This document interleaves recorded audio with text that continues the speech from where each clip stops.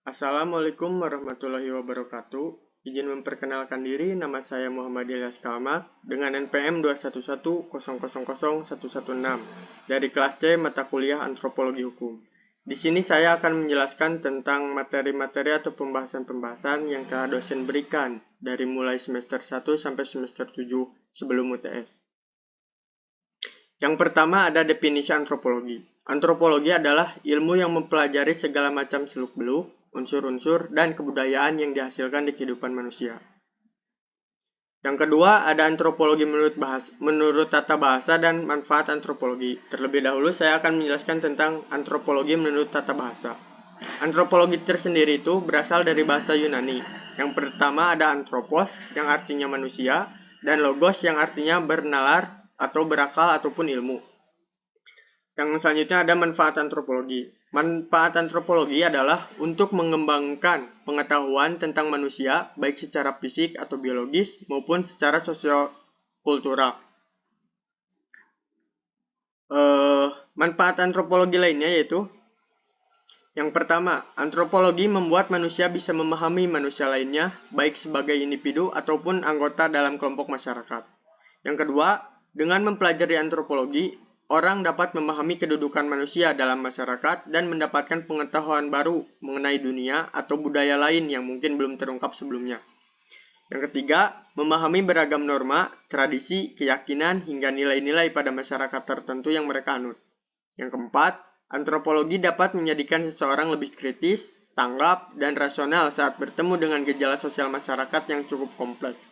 Yang kelima, antropologi menyusun etnografi-etnografi yang memungkinkan terjadinya penciptaan teori berkenaan dengan asal-usul kepercayaan, keluarga, perkawinan, perilaku bernegara, dan lainnya. Jadi manfaat antropologi itu menurut hemat pemikiran saya, jadi kita tuh bisa mengetahui lebih dalam apa yang kita tidak ketahui sebelumnya, seperti contoh kebudayaan dari suatu suku, kita bisa mengetahui lebih lanjut atau lebih detail dengan memahami antropologi. Dan juga kita sebagai mahasiswa bisa menjadi lebih kritis terhadap gejala sosial masyarakat yang ada yang cukup kompleks. Selanjutnya, definisi antropologi menurut para ahli. Menurut William A. Haviland, antropologi merupakan sebuah studi yang mempelajari tentang manusia.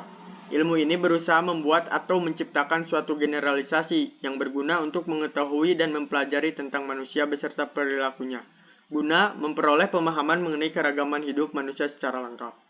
Jadi menurut William A. Haviland, antropologi ini berguna untuk memperoleh pemahaman mengenai keragaman hidup manusia secara lengkap, secara detail, seperti yang saya sebutkan tadi, yang termasuk ke dalam manfaat antropologi. Yang kedua, menurut Kunchara Ningrat, antropologi sebagai ilmu yang mempelajari umat manusia, pada umumnya dengan mengamati aneka warna, bentuk fisik masyarakat, serta kebudayaan yang dihasilkannya. Selanjutnya, menurut Profesor IGD AB Wiranata, antropologi merupakan ilmu pengetahuan yang mempelajari manusia sebagai makhluk masyarakat. Nah, selanjutnya adalah hubungan antropologi dengan ilmu pengetahuan lainnya. Biasanya, lebih sering antropologi itu biasanya berhubungan dengan ilmu geologi, ilmu anatomi, ilmu psikiatri, ilmu arkeologi, ilmu geografi, ilmu hukum, ilmu politik, ilmu kesehatan masyarakat, ilmu ekonomi, ilmu sosiologi, ilmu administrasi, ilmu paleontologi, sejarah, dan ilmu linguistik. Nah, di sini saya akan menjelaskan beberapa poin saja mengenai hubungan antropologi dengan ilmu pengetahuan lainnya. Yang pertama di sini saya akan menjelaskan hubungan antropologi dengan ilmu geologi. Nah, dalam antropologi terdapat peran sangat penting yang berasal dari ilmu geologi, sangat berkaitan.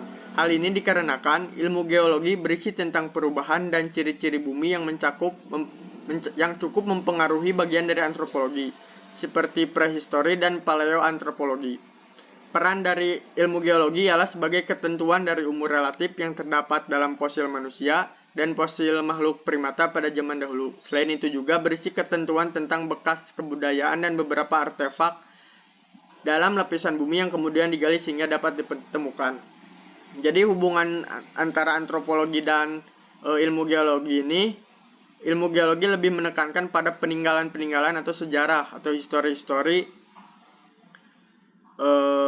yang mempengaruhi dari antropologi tersebut. Yang selanjutnya di sini saya akan menjelaskan tentang hubungan antropologi dengan ilmu paleontologi. Dalam antropologi terdapat peran dari ilmu paleontologi yang digunakan untuk menciptakan sebuah rekonstruksi dari hasil peneliti fosil makhluk di zaman dahulu, sehingga terciptalah bentuk evolusi dari makhluk hidup sejak zaman dahulu sampai sekarang. Jadi hubungan antropologi dengan ilmu paleontologi itu untuk mengetahui atau mendapatkan sebuah rekonstruksi dari hasil penelitian fosil makhluk hidup yang dulu di zaman dahulu dan pada akhirnya menciptakan bentuk evolusi dari makhluk hidup sejak zaman dahulu sampai sekarang. Yang terakhir mungkin saya akan menjelaskan tentang hubungan antropologi dengan ilmu linguistik. Ilmu linguistik merupakan salah satu ilmu yang dibutuhkan oleh ilmu antropologi dalam melaksanakan sebuah penelitian, sehingga dapat membantu memahami dan mengenali bahasa dari objek penelitian seperti sebuah suku bangsa tertentu. Jadi hubungan antropologi dengan ilmu linguistik itu ada tujuan ataupun manfaatnya, yaitu membantu memahami dan mengenali bahasa dari objek penelitian seperti sebuah suku bangsa tertentu. Nah, di sini saya juga akan menjelaskan tentang perkembangan dari antropologi. Yang pertama di awal ada fase pertama sebelum tahun 1800-an, lanjut ke fase kedua tahun 1800-an, fase ketiga awal abad ke-20, dan yang terakhir fase keempat atau setelah tahun 1930-an. Selanjutnya adalah cabang antropologi. Cabang antropologi ini dibagi menjadi dua. Yang pertama ada antropologi fisik dan antropologi budaya. Di sini saya akan menjelaskan terlebih dahulu mengenai antropologi fisik.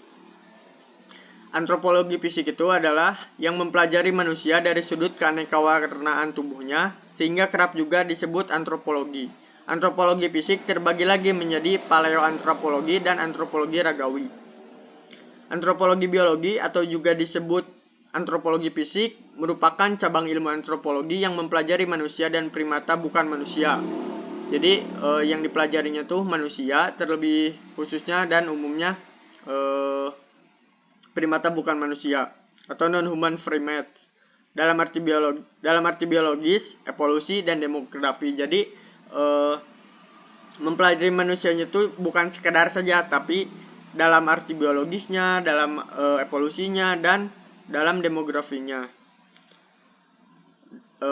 Terus antropologi fisik atau biologi memfokuskan pada faktor biologis dan sosial yang memengaruhi atau yang menentukan evolusi manusia dan primata lainnya, yang menghasilkan, mempertahankan atau mengubah variasi genetik dari fisiologisnya pada saat ini.